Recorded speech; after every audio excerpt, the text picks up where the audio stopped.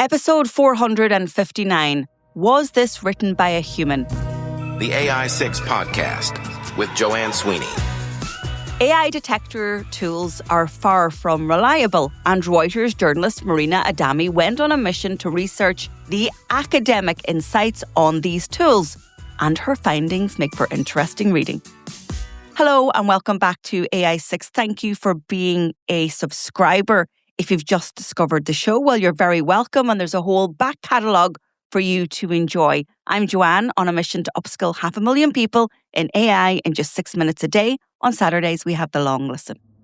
I get asked all the time about AI detection tools, and I've previously had an episode on this podcast on the topic.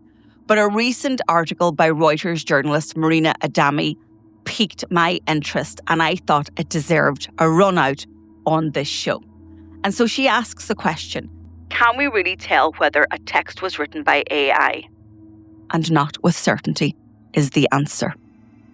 And that's according to a number of studies and real-world cases. In fact, only yesterday, I saw a LinkedIn post where a professor said he put his PhD through an AI detector tool, and he wrote his PhD, he said, about 7 years ago, before we've had generative AI in the market. And it turned out that it reported that the majority of it was written by AI. And so that is a false claim.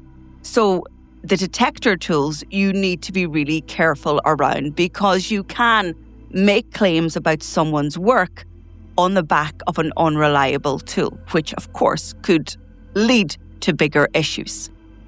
And so Marina wanted to certify and uncover whether these AI detector tools are trustworthy, and if they could prove whether text was written by AI or by a human. And the ultimate answer is none of these solutions are perfect.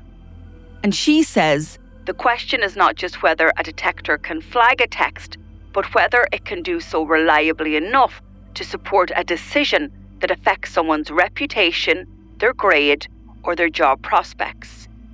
Current AI detectors are inconsistent.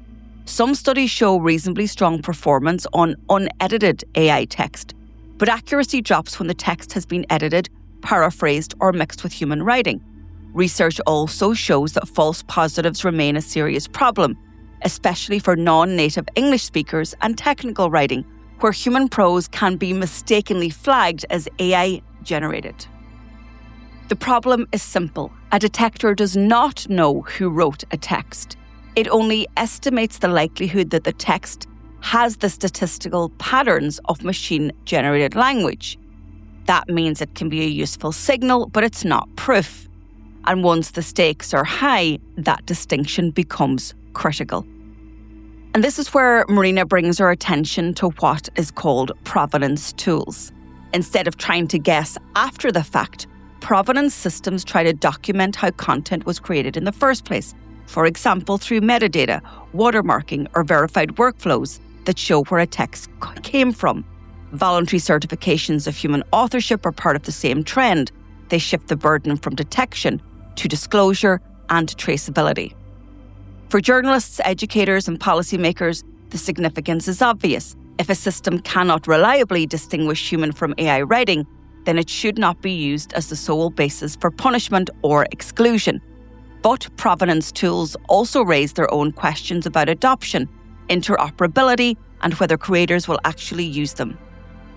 But the deeper issue is trust, and that's why transparency actually matters. So disclosing if you're using AI tools for first drafts.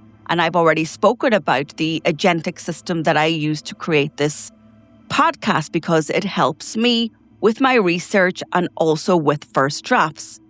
And so as we move forward, and now we have the EU AI Act in situ and in relation to transparency, that absolutely matters. And one crucial point in the EU AI Act is that once a human reviewer is involved in the production of any content and that a human signs off, intervenes, edits, and uses their critical thinking and their human judgment, then they say that that is fair and you don't need wholly disclosure on uses like that.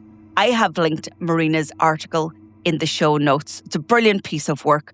Kudos to her. And if you're interested, go and read the full thing after you listen to the show.